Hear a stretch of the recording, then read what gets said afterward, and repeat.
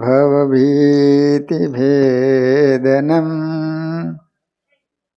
सुखसम्पद करुणानिकेतनम्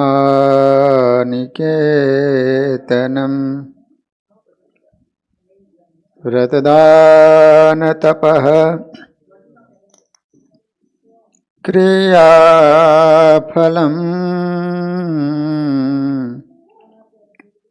सहजानन्दगुरुं भजे सदा।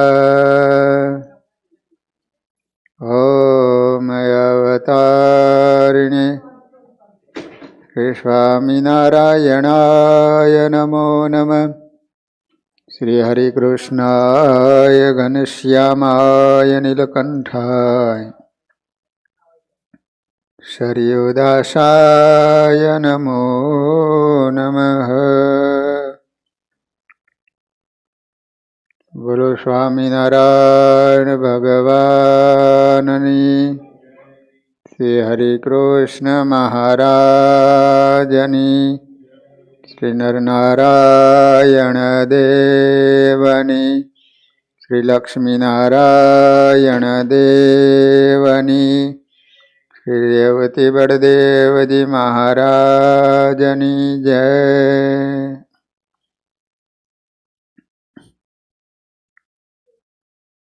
श्रीमद् भागवत जीना 10મ સ્કંધમાં ઉદ્ધવજી વ્રજમાં ગયા છે। પછી ઉદ્ધવજીને ગોપીઓ સાથે લઈ અને રાધાજીની પાસે આવ્યા છે। રાધાજીએ ઉદ્ધવજીને ઉદ્દેશીને શ્રી કૃષ્ણ ભગવાનને મધુર ઠપકાઓ આપે છે। અધ્યાય 47મો અને શ્લોક 12 થી 21 સુધી ભ્રમર ગીત કહેવામાં આવેલું છે। રાધાજી કહે છે કે ઉદ્ધવ, શ્રી કૃષ્ણ કોણ છે અને કેવા છે તે તું જાણતો નથી। શ્રી કૃષ્ણના સ્વરૂપનું જેને જ્ઞાન અને અનુભવ થાય તે ક્ષણ પણ શ્રી કૃષ્ણને છોડે નહીં। એ લાલાયત અને મોટી મોટી જ્ઞાનની નિર્ગુણ સગુણની વાતો સંભળાવી છેતરો છે। તને હજુ અસલી રૂપ બતાવ્યું નથી। જો એમના અસલી રૂપના તને દર્શન થયા હોત ને તો શ્રી કૃષ્ણને છોડીને તું અહીંયા આવ્યો જ ન હોત। કૃષ્ણ કેવા છે અને કોણ છે તેને તું શું જાણે? તેને તો અમે જાણીએ જ। રાધાજી કહે છે કે ઉદ્ધવ, તારા જ્ઞાનની કદર અહીંયા શુદ્ધ પ્રેમ ભૂમિ વ્રજમાં થશે નહીં। પ્રેમ રાજ્યમાં એકમાત્ર પ્રિયતમનું જ સ્થાન હોય। જ્ઞાન અને યોગની ચર્ચાને અહીં વ્રજમાં સ્થાન નથી। અમારું જ્ઞાન એ શ્રી કૃષ્ણ, યોગ પણ કૃષ્ણ, ધ્યાન પણ કૃષ્ણ, અમારા એક એક શ્વાસ પણ કૃષ્ણમય હોવાથી તારા જ્ઞાનને અમે ક્યાં રાખીશું? મારા વ્યાપક ભગવાનને તું મથુરામાં રાખે છે એ બની શકે નહીં। તું 6 શાસ્ત્રો ભણ્યો પણ તને કાંઈ આવડ્યું નહીં। તું કોરો ને કોરો જ રહ્યો। તારું જ્ઞાન મને બરાબર લાગતું નથી। 6 શાસ્ત્રો ભણ્યો પણ એનું રહસ્ય તું સમજ્યો નથી। મારા શ્રી કૃષ્ણ તો આ ઝાડમાં, આ ગાયોમાં, વ્રજ ભક્તોમાં, મારામાં અને ચારે તરફ બિરાજ્યા છે। મને તો આખું વ્રજ કૃષ્ણમય દેખાય છે। ત્યાં મારા હૃદયમાં અને રોમ રોમમાં છે। અમે જ્યારે તેમને યાદ કરીએ છીએ ત્યારે પ્રગટ થાય છે। ઉદ્ધવ, તું કેવો છે તે હું જાણું છું, પણ તને મારા પ્રભુએ મોકલો છે એટલે તારું સ્વાગત કરવું એ અમારી ફરજ છે। પરંતુ અમે તો ગામડામાં રહેનારી અભણ સ્ત્રીઓ છીએ। તારા જેવા જ્ઞાનીનું કેવી રીતે સ્વાગત કરીએ? મથુરાની અગાશીમાં ઉદ્ધવ ગોપીઓ વિશે જે શબ્દો બોલ્યા હતા તે શબ્દ અહીં તેમને પાછા આપ્યા છે. ઉદ્ધવ વિચારે છે કે જે વાત અમે એકાંતમાં કરી હતી એ પણ રાધાજી જાણે છે. શરીર અલગ છે પણ બંનેનો આત્મા એક છે. એટલે કહે છે કે મારી ભૂલ થઈ, મને માફ કરો. જ્યાં ગોપીઓ ત્યાં કૃષ્ણ, રાધા અને કૃષ્ણ અભિન્ન છે. મેં વ્રજવાસીઓને ગામડામાં રહેનારા અને અભણ કહ્યા, એ મારી ભૂલ, મને માફ કરો. મારી બુદ્ધિ અભિમાનથી બુઠ્ઠી થઈ. તમારી પ્રેમ લક્ષણા ભક્તિનું મને દાન કરો. કૃષ્ણ પ્રેમ જ્ઞાન કરતા પણ શ્રેષ્ઠ છે.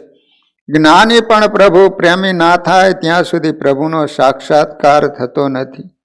ઉદ્ધવને પ્રેમ લક્ષણા ભક્તિનું દાન મળ્યું. તેને ગોપીઓના કૃષ્ણ પ્રેમનો અનુભવ થયો.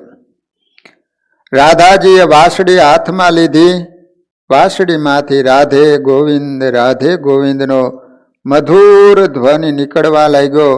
ગોપીઓ કૃષ્ણ કીર્તનમાં તન્મય બની છે. શ્રી કૃષ્ણ પણ મથુરામાં રહી શક્યા નહીં. દોડતા આવી સખી મંડળમાં રાધાજી સાથે બિરાજ્યા છે. ભગવાન જ્યારે મથુરા ગયા ત્યારે વાંસળી રાધાજીને આપીને ગયા હતા અને કહ્યું હતું કે જ્યારે તમે વગાડશો ત્યારે મારું તમને દર્શન થશે. મનોહર રાધા કૃષ્ણના દર્શન ગોપીઓ અને ઉદ્ધવ કરે છે. ઉદ્ધવને હું કોણ છું, હું ક્યાં છું એનું ભાન ભૂલાઈ ગયું. ઉદ્ધવ ગોકુળમાં ગયા હતા 2-4 દિવસ માટે, પણ 6 મહિના સુધી રોકાણા. ભગવાનને કહેતા હતા ને કે અહીંયા તો 2-4 દિવસ મારાથી નીકળશે નહીં, મને ગામડામાં નહીં ફાવે.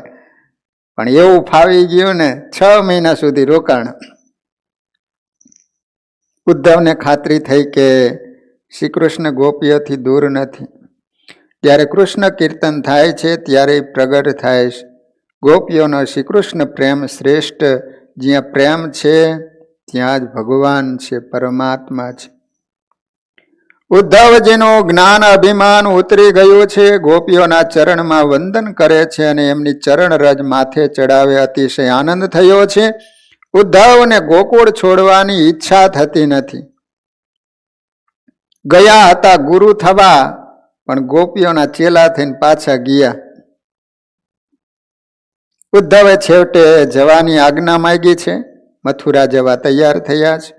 રાધાજીએ કહ્યું, ઉદ્ધવ, તારા મિત્રને મારો આટલો સંદેશો કહેજે કે જલ્દી ગોકુળમાં આવી ગોકુળને સનાથ કરે. આ વાંસળી અને કામડી તું તારી સાથે લઈ જા. હવે એને ઘરમાં રાખી હું શું કરું? ઉદ્ધવ, હવે એ તો મોટો રાજા થયો છે, તેને હું શું આપું?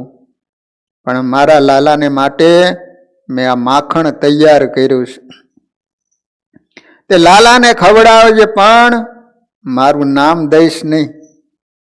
આમ બોલતા બોલતા એમનું હૃદય ભરાઈ ગયું. એ વખતે નંદ યશોદા આવ્યા છે.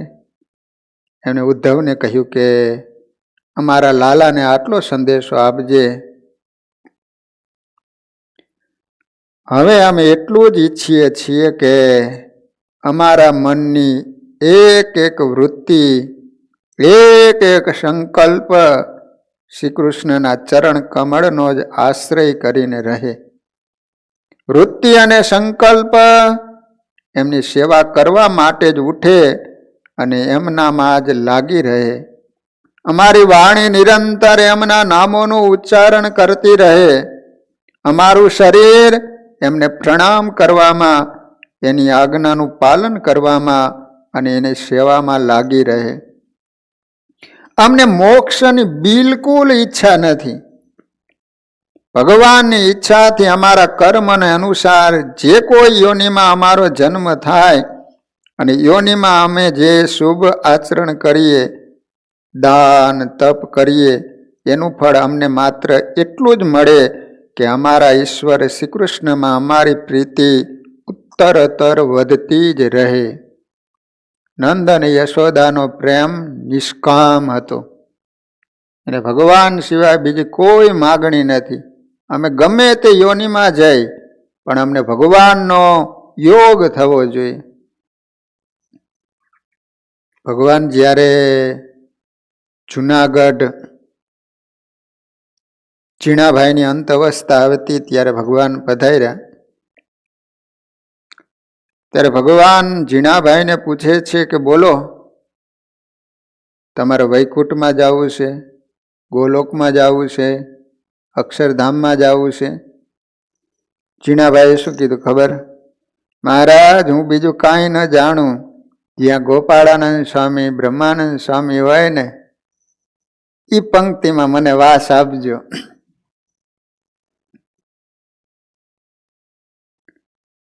વ્રજની ગોપીઓનો નિષ્કામ ભગવાન પ્રત્યેનો પ્રેમ છે. ભગવાન સિવાય બીજું કાંઈ ઈચ્છતી નથી, બીજી કઈ માગણી નથી.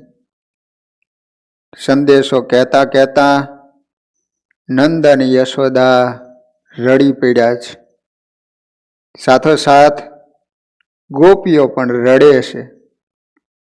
યશોદાજી લાલા માટે સંદેશો આપે છે કે ઉદ્ધવ,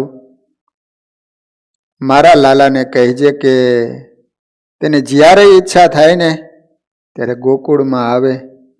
અમને ખૂબ સુખ આપવા નહીં, અમારા વિયોગમાં તે આનંદમાં હોય તો કેવળ અમારા માટે અમને મળવા આવવાનો પરિશ્રમ ના કરે. મારો લાલો જ્યાં હોય ત્યાં એ સુખી રહે. નારાયણ સદા સર્વદા એને આનંદમાં રાખે. આટલું કહેતા કહેતા તો યશોદાજીનું હૃદય ભરાઈ ગયું છે. આ પુષ્ટિ ભક્તિ છે. પુષ્ટિ ભક્તિમાં સ્વસુખનો વિચાર નથી.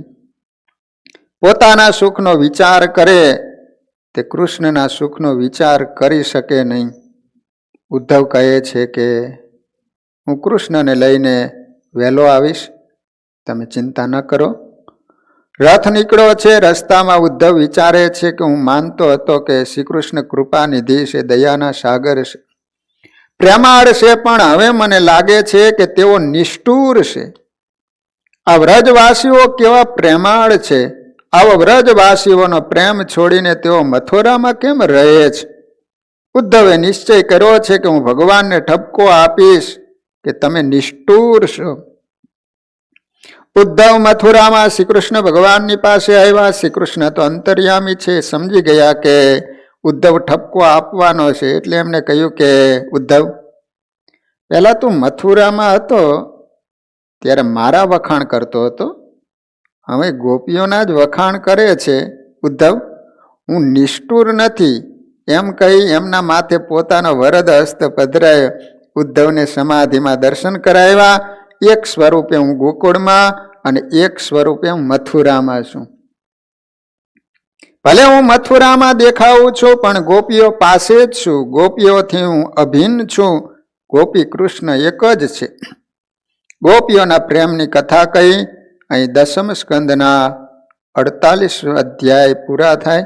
ભાગવતમાં હવે પછી ગોપીઓની વાત આવતી નથી. હવે પછી રાજસ લીલા શરૂ થાય છે. આગળની લીલા રાજસ ભક્તોના મનનો નિરોધ કરવા માટે સર્વ પ્રકારના જીવોને શ્રી કૃષ્ણ પોતાના તરફ ખેંચી લે છે અને પરમાનંદનું દાન કરે છે. 10મ સ્કંદમાં પૂર્વાર્ધ અને ઉત્તરાર્ધ, એમાં પૂર્વાર્ધ પૂરો થયો. હવે ઉત્તરાર્ધ 10મ સ્કંદ શરૂ થાય છે. 10મ સ્કંદના પૂર્વાર્ધમાં ઉદ્ધવ આગમનની કથા સાથે ગોપી પ્રેમની કથા પૂરી થઈ. ગોપીઓ પ્રેમ લક્ષણા ભક્તિની આચાર્યાઓ છે. ઘરમાં રહી કામકાજ કરતા કરતા કેવી રીતે પ્રભુ દર્શન કરવું એ ગોપીઓ સમજાવે છે. વ્યાસજીનો નિયમ છે કે ચરિત્ર પાત્ર આપ્યા પછી ઉપસંહારમાં એ ચરિત્રનું રહસ્ય બતાવું. કંસ મેરા પછી કંસ કોણ છે તે ઉત્તરાર્ધના પ્રથમ શ્લોકમાં બતાવ્યું છે. અસ્થિ અને પ્રાપ્તિ બે રાણીઓનો પતિ એ કંસ છે. અસ્થિ એટલે કે છે. સંસ્કૃતમાં અસ્થિ એટલે શું છે?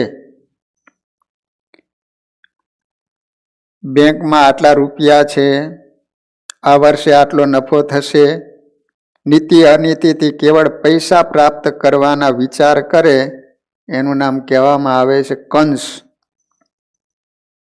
કળિયુગનો માળા અસ્થિ પ્રાપ્તિનો પતિ થયો. એને ગમે તે રીતે સુખ ભોગવવું છે. બધા લૌકિક સુખમાં ફસાયા. સાચું સુખ શું છે કોઈને ખબર નથી, અને ખોટું સુખ ભોગવવામાં જીવન પૂરું થઈ જાય. બધા જાણે છે કે મરીશ એટલે આ સાથે આવવાનું નથી, છતાં પાપ કરી જાય છે અને માને છે કે હું મરવાનું નથી. મજામાં અનેક પણ સજા છે. મજામાં સૌ સાથ આપે પણ સજા એકલા જીવને થાય છે. જ્યારથી લોકો માનવા માંડ્યા કે પૈસાથી સુખ છે, ત્યારથી પાપ વધ્યું છે. પૈસો મારો પરમેશ્વર, બાયડી મારી ગુરુ, છોકરા સૈયા 40 ગ્રામ, સેવા હવે કોની કરું? એમાં બધું આવી ગયું. પૈસાથી કંઈક થોડું સુખ મળતું હશે પણ શાંતિ મળતી નથી. જો પૈસાથી શાંતિ મળતી હોય તો કરોડો રૂપિયાના બંગલામાં માણસને આજ ઊંઘ નથી આવતી. પૈસો શાંતિ આપી શકતો નથી. પૈસો સગવડતા આપી શકે, શાંતિ ન આપી શકે. મહાત્માઓ કહે છે કે તમે શરીર ઇન્દ્રિયોથી જુદા છે. તમારો આનંદ પણ શરીર ઇન્દ્રિયથી જુદો હશે. તમે શુદ્ધ ચેતન આત્મા છો. શરીરનું ઇન્દ્રિયોનું સુખ એ તમારું સુખ નથી.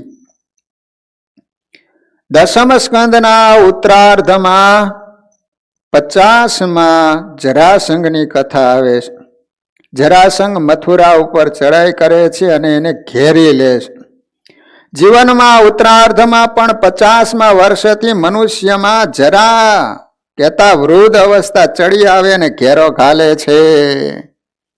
ઉત્તર અવસ્થામાં જરાસંઘ એટલે કે વૃદ્ધ અવસ્થા સાથે યુદ્ધ શરૂ થાય. હાંધા દુખવા માંડે ત્યારે સમજવું કે જરાસંઘ આવ્યો. કનુભા ટાંટિયા ગયા તારે. એમાં અમેરિકામાં બધાને વહેલા ટાંટિયા જાય, કારણ કે ઊભા ઊભા કામ કરવાનું હોય ને, એટલે લગભગ ને ટાંટિયા દુખતા હોય. જો ટાંટિયા દુખવા માંડે, હાંધા દુખવા માંડે એટલે સમજવાનું કે હવે જરાસંઘ આવ્યો. જરાસંઘ આવે ને એટલે મથુરા. મથુરાનો અર્થ થાય છે શરીરના દરવાજા તૂટવા લાગે, દાંત પડવા લાગે, આંખેથી ઓછું દેખાય, કાનેથી ઓછું સંભળાય, ખાધેલું પચે નહીં. આ બધી જરાસંઘની પલટણની અસર છે. દાંત પડવા માંડે. પણ માણા હે ને પરમેશ્વર સામે લડવા તૈયાર થઈ ગયો, એને ચોકટા તૈયાર કર્યા. બોલો, ગમે એમ કરીને માણાને ખાવું છે. ભગવાનને ખબર છે કે અમુક ઉંમર થાય ને એટલે પછી પચે નહીં, એટલે એ ભગવાન દાંત લઈ લે છે. પણ આ તો તોય ગાંઠિયા ખાવા જ છે. કે આ એક ડોહો તો કુવાને કાંઠે ઉભો, જે છીક આવ્યું ચોકટું કુવામાં પડી ગયું. તે છોકરાનો છોકરો હારે હતો, એ દાદાને કીધું કે તમારે ચોકટું જ કુવામાં બહાર કાઢવું છે ને, તો કે આ દુકાને જઈને 250 ગ્રામ ગાંઠિયા લઈ આવ્યો. કુવામાં નાખ્યા ને તો ચોકટું નીચે તો ઉપર આવ્યું ને ગાંઠિયા બાજી પડ્યું. કારણ કે ડોહો કાયમ ગાંઠિયાનો હેવાયો થઈ ગયો હતો ને, તે ચોકટું ગાંઠિયાનું હેવાયું થઈ ગયું હતું. ગાંઠિયા જોઈએ તરત નીચે તો ઉપર આવ્યું. બોલો,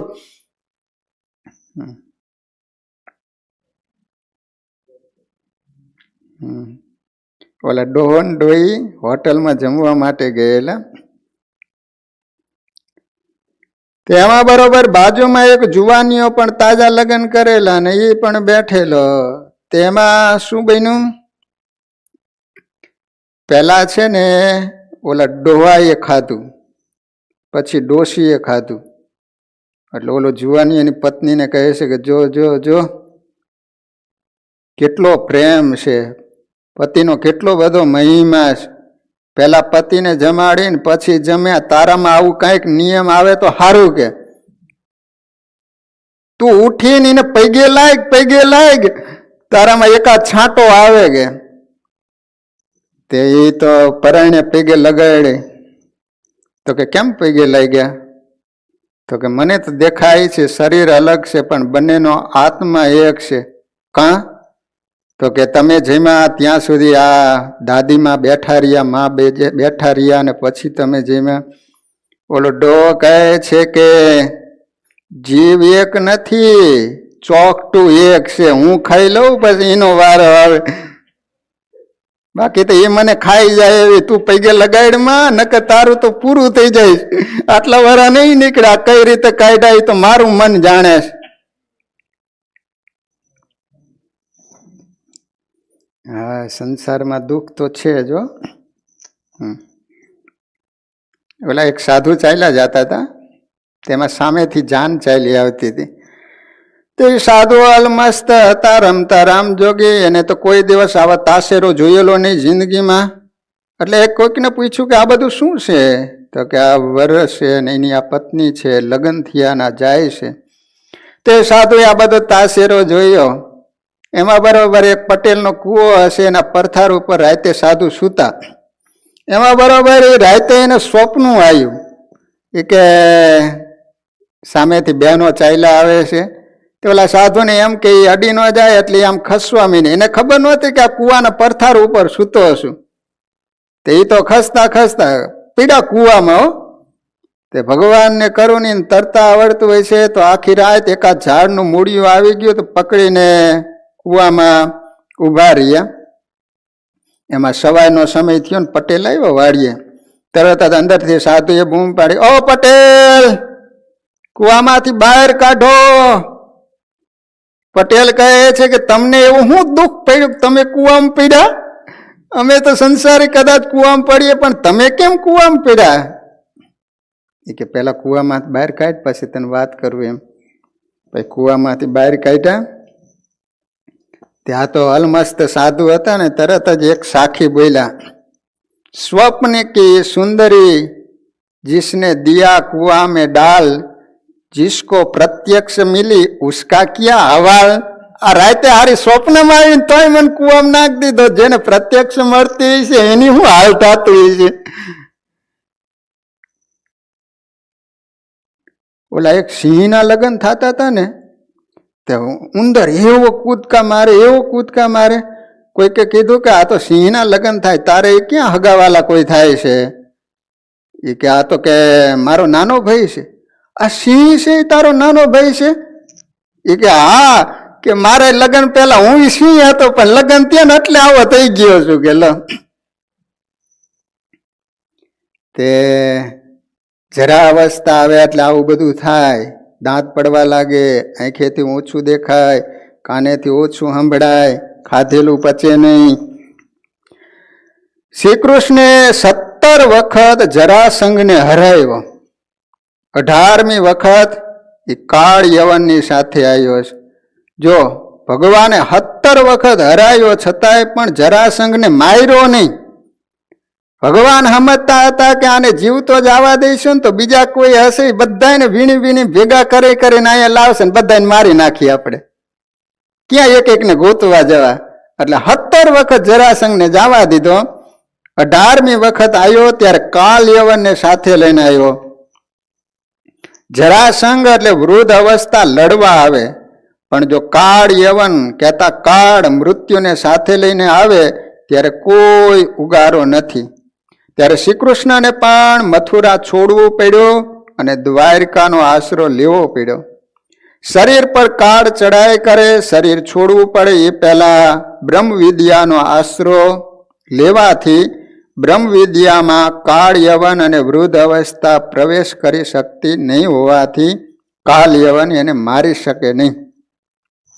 પછી વૃદ્ધ અવસ્થામાં ડોસો 17 વખત માંદો પડે, પણ 18મી વાર કાળ આવે એટલે મરે. કંસની રાણીઓ અસ્થિ પ્રાપ્તિ કંસના મૃત્યુ પછી પિતા જરાસંઘને ઘેર આવી છે. જરાસંઘે જ્યારે જાણ્યું શ્રીકૃષ્ણે કંસને માર્યો એથી મારી પુત્રીઓ વિધવા થઈ એટલે ગુસ્સે થયો અને મથુરા ઉપર ચડાઈ કરી.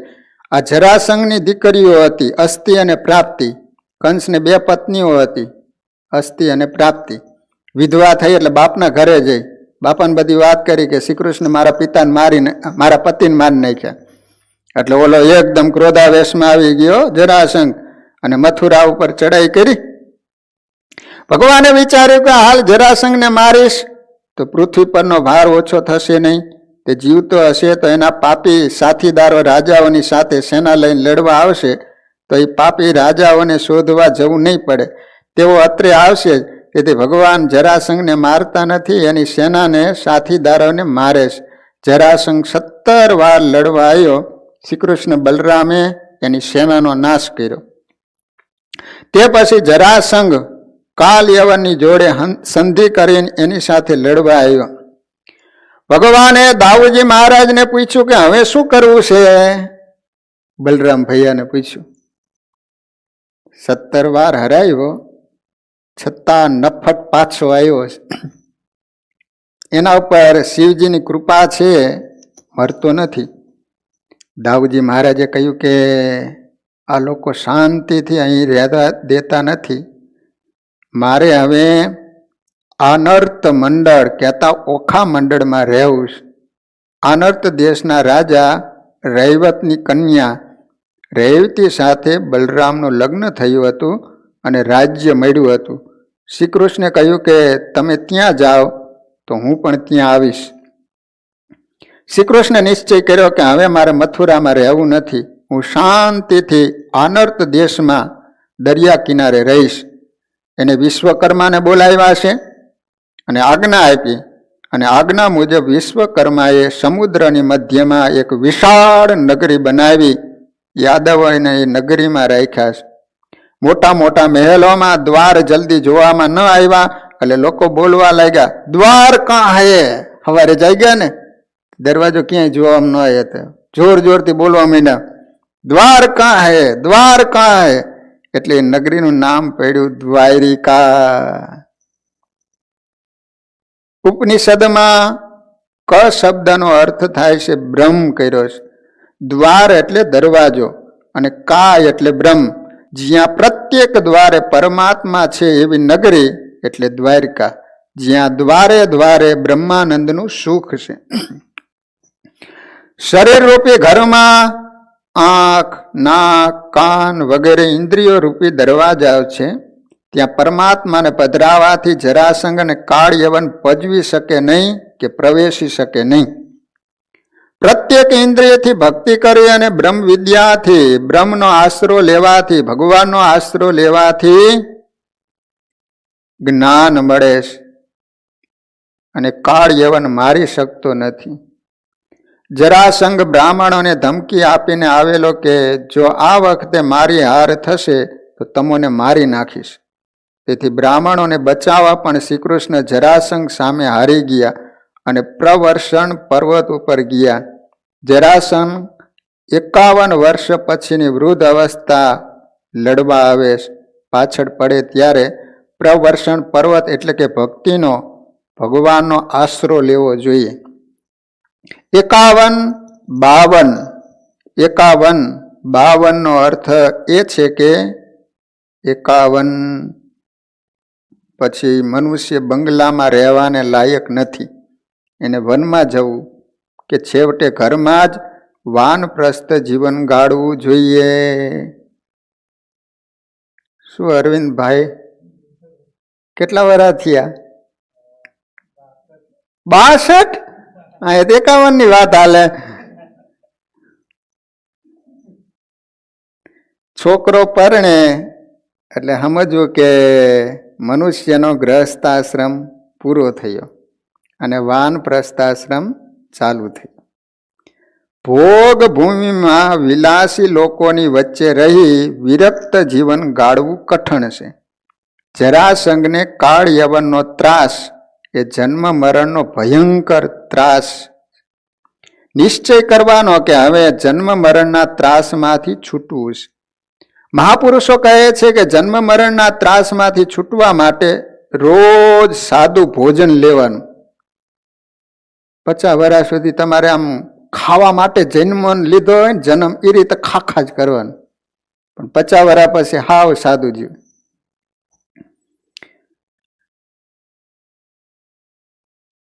આપણે આખા દિવસમાં 21,600 શ્વાસ લઈએ છીએ.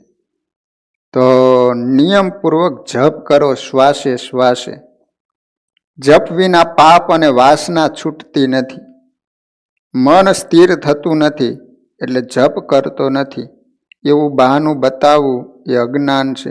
ભલે મન બીજે ભટકે પણ સતત જપ કરશો તો પછી મન જરૂર સ્થિર થશે. જેટલા બને એટલા ભગવાનના જપ કરો.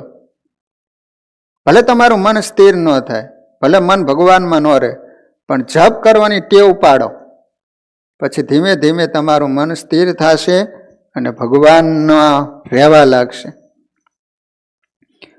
કાંઈક પણ સાધન કરશો તો પ્રભુ સાથે પ્રેમ થશે અને બ્રહ્મ સંબંધ થશે.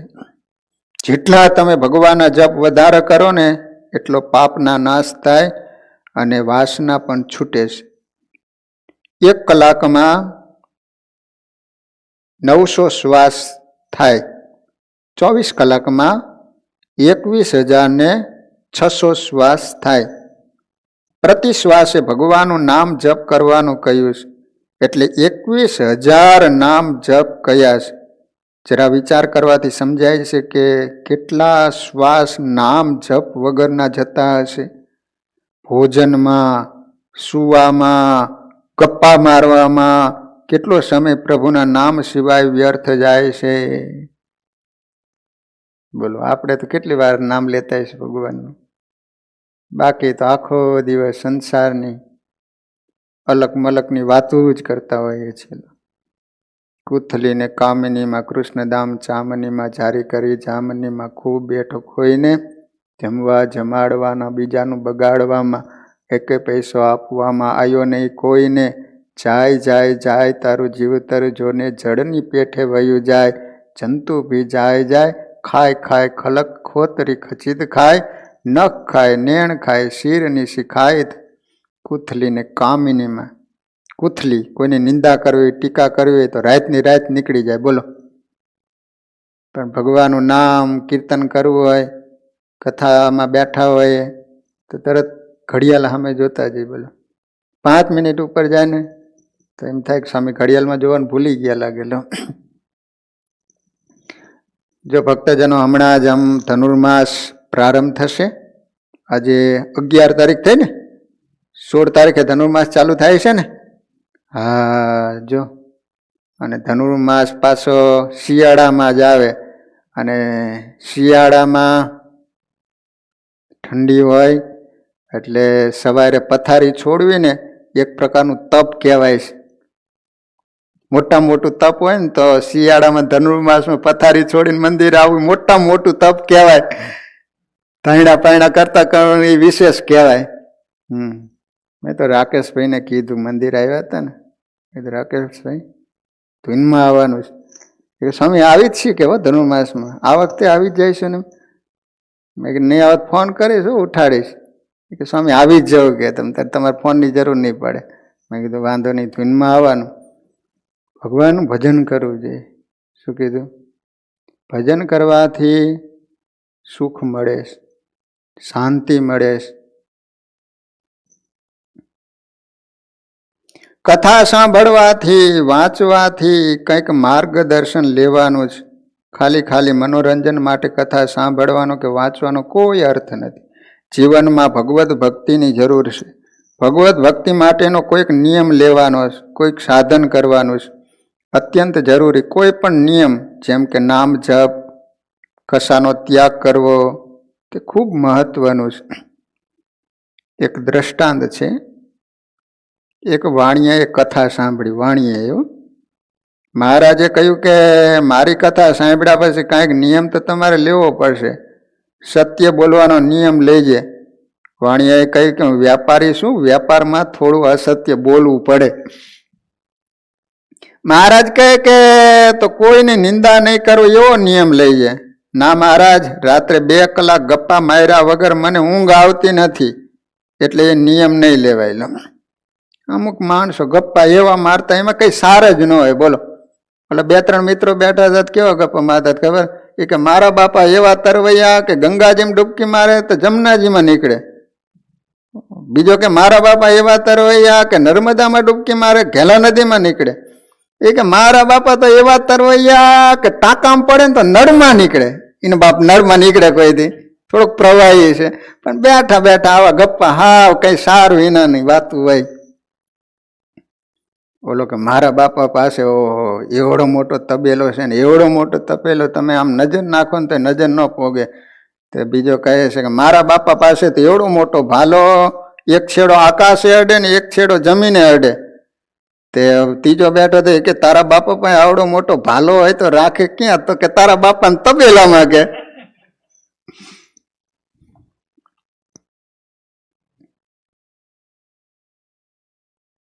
મહારાજ પૂછે છે કે તો પછી શું નિયમ લઈશ? ત્યારે વાણિયાએ કહ્યું કે સવારે ઉઠતા હોય તો મારા ઘરની સામે કુંભાર રહે છે એનું મોઢું જોઈશ, પછી બીજા કાર્યો કરીશ. વાણિયાએ નિયમ લેવા ખાતર લીધેલો અને રોજ એમ કરતો તો ખરો. એક દિવસ એવું થયું, કુંભાર વહેલી સવારે માટી ખોદવા ગયેલો.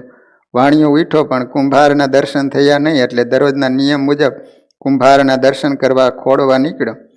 તે દિવસે એવું બન્યું કે કુંભાર જ્યાં માટી ખોદતો હતો ને ત્યાંથી એને સોના મોરો ભરેલો ચરુ નીકળ્યો.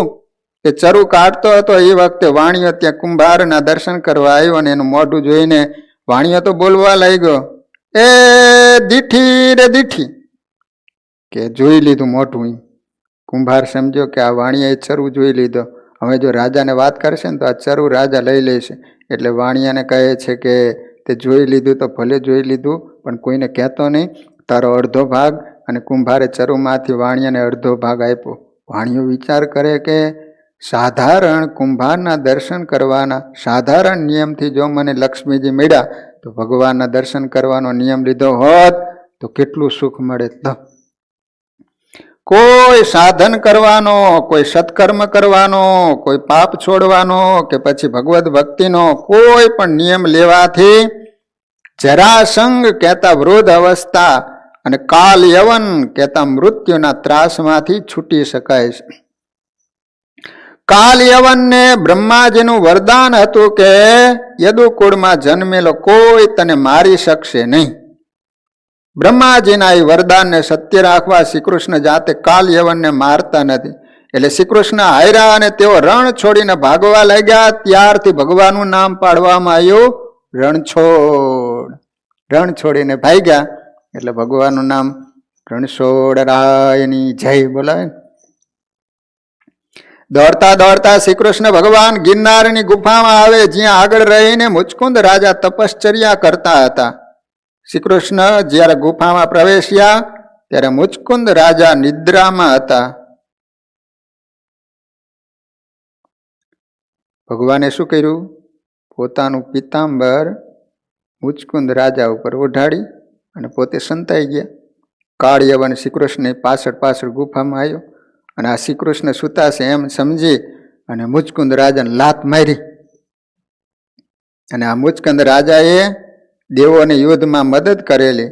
તેઓ થાકી ગયેલા અને એને આરામ કરવો હતો, તેથી એને દેવોને કહ્યું કે મારે આરામ કરવો છે, મારી નિદ્રાનો કોઈ ભંગ ન કરે. દેવોએ વરદાન આપ્યું, જે તમારી નિદ્રામાં ભંગ કરશે એના ઉપર તમારી નજર પડશે તો બળીને ખાખ થઈ જશે, રાખ થઈ જશે. કાળ યવનની લાતથી મુચકુંદ રાજા જાગ્યા અને કાલ યવન પર એની દ્રષ્ટિ પડતા જ રાખ થઈ ગયો, બળીને ખાખ થઈ ગયો. મુચકુંદને ખબર પડી કે શ્રીકૃષ્ણ આવ્યા છે, એટલે એને શ્રીકૃષ્ણ ભગવાનની સ્તુતિ કરીશ. જીવને આ મનુષ્ય દેહ મળ્યો હોવા છતાં વિષયોમાં પ્રીતિ હોવાથી તે આપના ચરણારવિંદની સેવા કરતો નથી. મનુષ્ય કેવો પ્રમાદી છે! સર્પ દેડકાને ગળે છે, અડધું શરીર સર્પના પેટમાં ગયું છે, પણ એનું મોઢું બહાર છે. 2 મિનિટમાં તો એ સર્પનો કોળિયો થવાનો છે. તેવામાં માખ ઉડતી ઉડતી આવે તો દેડકો માખ પકડીને ખાવાનો પ્રયત્ન કરે, તે પોતાના મરણનો વિચાર કરતો નથી. શું દેડકાને સર્પે પકડ્યો છે, અડધો તો અંદર લઈ લીધો છે, અડધો બારો છે, એમાં માખી ઉડતી ઉડતી આવી તોય દેડકાએ માખીને પકડી લીધી, તોય ખાવાનો વિચાર કરે, તો એ વિચાર નથી કરતો હમણાં મોત થવાનું છે મારું. એમ સર્પના મુખમાં રહેલા દેડકાની જેવી મનુષ્યની સ્થિતિ છે.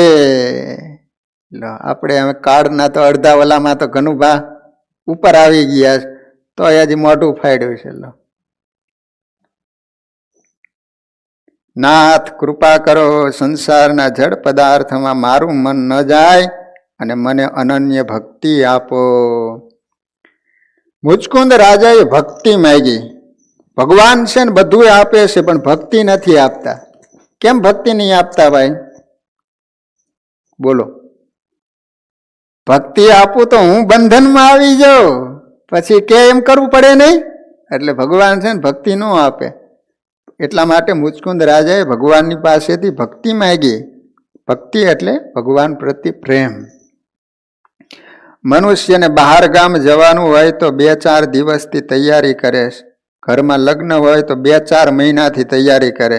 પરંતુ જ્યાં ગયા પછી પાછું આવવાનું નથી એની તૈયારી કોઈ કરતું નથી. ન તદ ભાષયતે તે સૂર્યો ન શશાંકો ન પાવક યદ ગત્વા ન નિવર્તન્તે તદ્ધામ પરમમ મમ. ભગવાન કે જ્યાં ગયા પછી કોઈ કાળે પાછું ફરવાનું રહેતું નથી. સુખ સુખ જ્યાં સુખ નહીં, દુઃખનો નવ લેશ, એવું ભગવાનનું ધામ ને ભગવાનની મૂર્તિ છે. છતાં એના માટે માણસ કાંઈ તૈયારી કરતી નથી. ગુણાતીતાનંદ સ્વામીએ વાતોમાં લખ્યો કે જ્યાં રહેવાનો કાંઈ નિર્ધાર નથી એના માટે માણસ આખી જિંદગી ખર્ચી નાખે છે. અને જ્યાં ગયા પછી કોઈ કાળે પાછું પડવાનું નથી એના માટે માણસ કાંઈ નથી કરતો. બોલો તમે જુઓ જીવની અવડાઈ કેટલી. એમ આખી જિંદગી એમને બાલ અવસ્થા હોય ત્યારે કઈ બુદ્ધિ ન હોય, ખાન ન હોય, પછી ભણવામાં યુવાની આવે, લગ્ન કરે, એ પ્રજા થાય ને એને કમાવામાં જિંદગી જતા રહે. ત્યાં પછી વૃદ્ધ અવસ્થા આવે, પછી કાને સંભળાય નહીં, આંખે દેખાય નહીં, અને ત્યાં પાછો કાળ આવે, આમ ને આમ ફર્યા જ કરે છે. બોલો જન્મવાનું મરવાનું.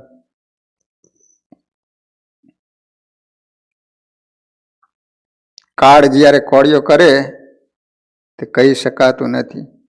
50 પૂરા થાય એટલે સમજવું કે અડધું શરીર પેલા ડેટકાની જેમ કાળના મુખમાં ગયું, ફક્ત મોઢું બહાર છે. માણસ ગાફલ રહે તેથી એનું મરણ બગડે છે. શ્રી કૃષ્ણ મુચકુંદને કહે છે કે આ જન્મમાં તને એવી અનન્ય ભક્તિ મળવી મુશ્કેલ છે. જુવાનીમાં તે ઘણું વિલાસી જીવન ગાળ્યું છે. કામનો માર ખાય એને કાળનો માર અવશ્ય ખાવો પડે છે.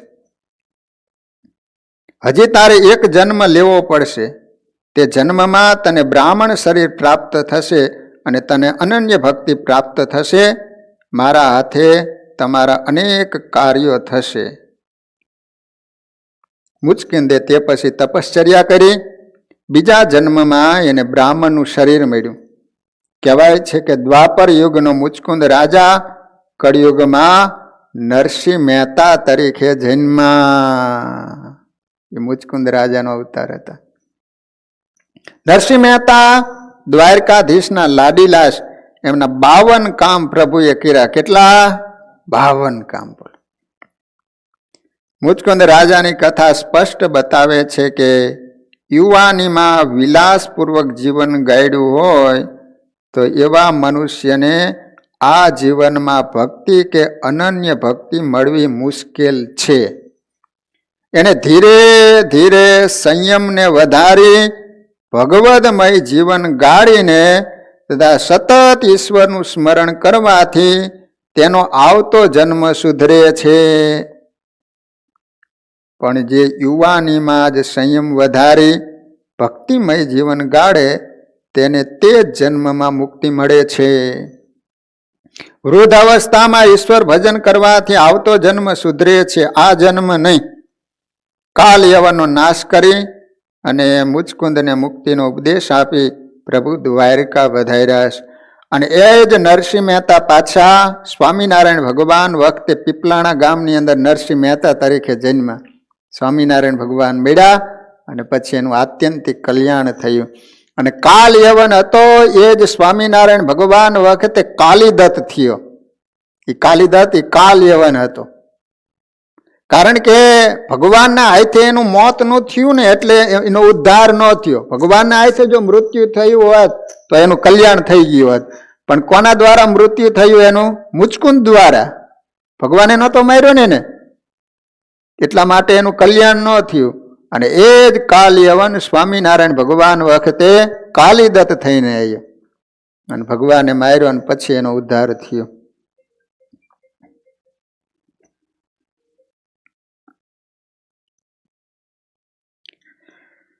મથુરામાં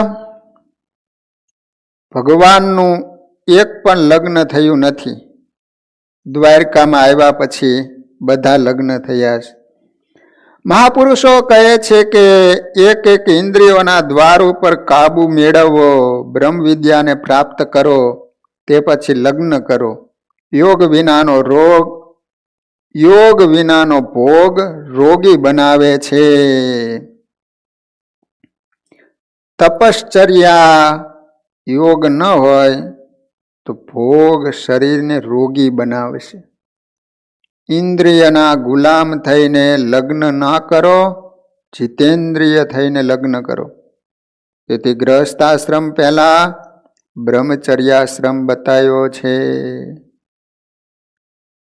હવે ભગવાનના પ્રથમ લગ્ન રૂકમિણીજીની સાથે થશે અને રૂકમિણીજી એના લગ્ન એની કથા દશમ સ્કંદના ઉત્તરાર્ધમાં આવે છે.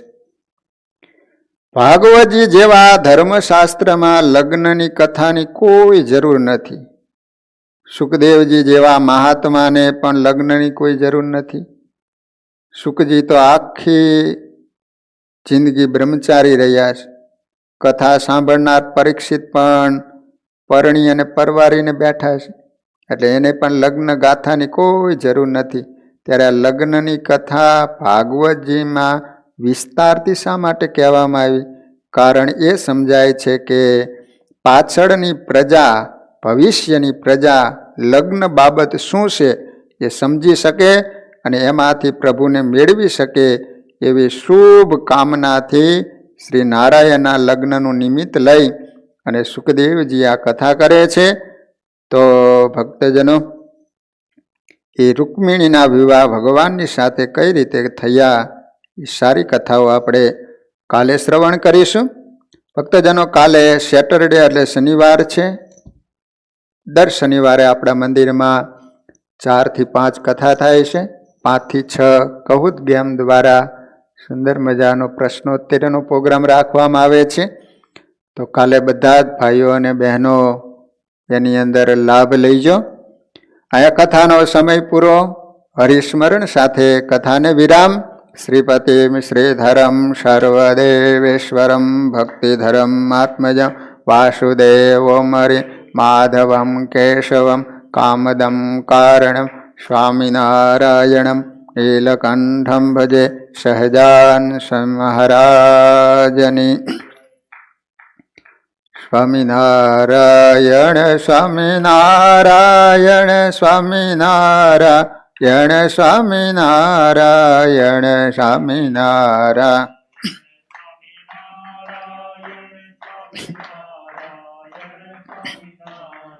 સ્વામિનારાયણ સ્વામિનારાયણ સ્વામિનારાયણ સ્વામિનારાયણ સ્વામિનારાયણ.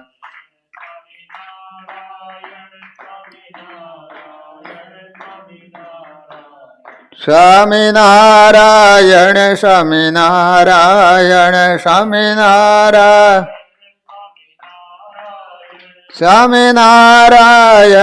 સ્વામિનારાયણ સ્વામિનારાયણ સ્વામિનારાયણ સ્વામિનારાયણ સ્વામિનારાયણ સ્વામિનારાયણ સ્વામિનારાયણ સ્વામિનારાયણ સ્વામિનારાયણ સ્વામિનારાયણ સ્વામિનારાયણ સ્વામિનારાયણ સ્વામિનારાયણ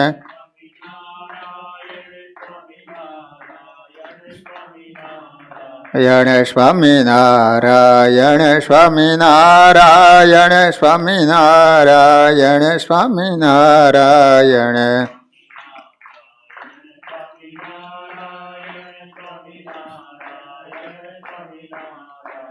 સ્વામિનારાયણ સ્વામિનારાયણ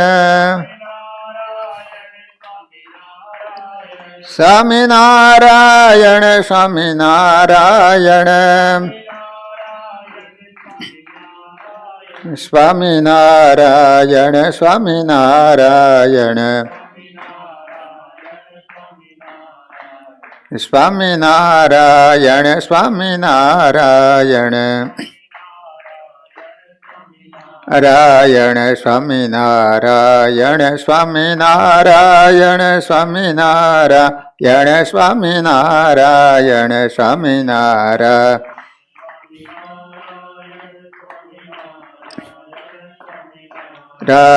સ્વામિનારાયણ સ્વામિનારાયણ સ્વામિનારાયણ સ્વામિનારાયણ સ્વામિનારાયણ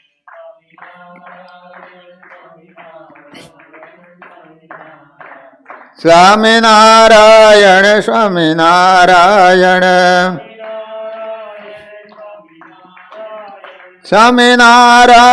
સ્વામિનારાયણ સ્વામિનારાયણ સ્વામિનારાયણ સ્વામિનારાયણ સ્વામિનારાયણ સ્વામિનારાયણ અયણ સ્વામિનારાયણ સ્વામિનારાયણ સ્વામિનારાયણ સ્વામિનારાયણ સ્વામિનારાયણ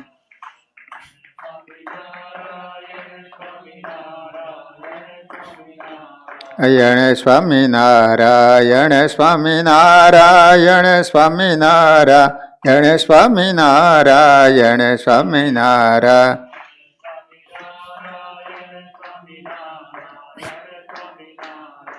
સ્વામિનારાયણ સ્વામિનારાયણ સ્વામિનારાયણ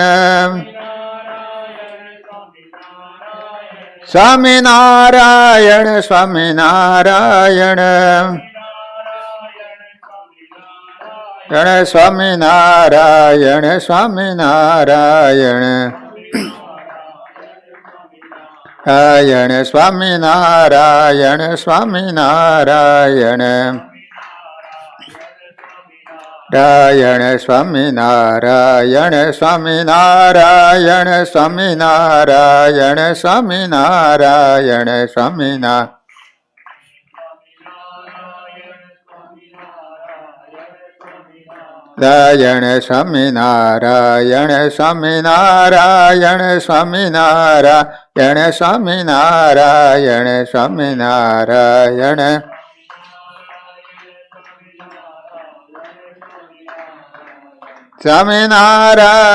સ્વામિનારાયણ સ્વામિનારાયણ સ્વામિનારાયણ સ્વામિનારાયણ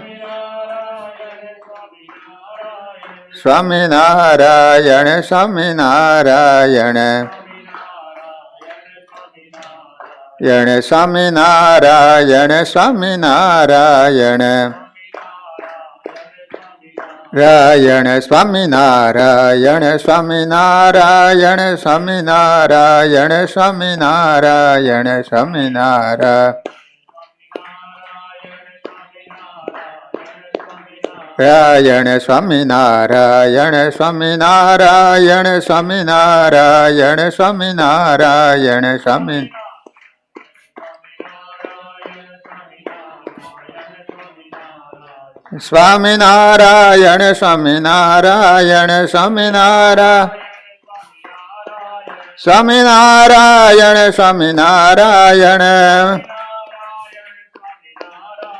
સ્વામિનારાયણ સ્વામિનારાયણ સ્વામિનારાયણ સ્વામિનારાયણ સ્વામિનારાયણ રાયણ સ્વામિનારાયણ સ્વામિનારાયણ સ્વામિનારાયણ સ્વામિનારાયણ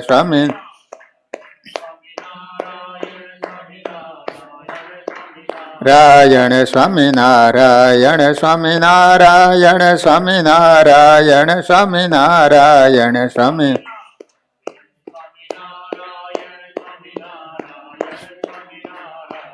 સ્વામિનારાયણ સ્વામિનારાયણ સ્વામિનારાયણ સ્વામિનારાયણ સ્વામિનારાયણ સ્વામિનારાયણ સ્વામિનારાયણ સ્વામિનારાયણ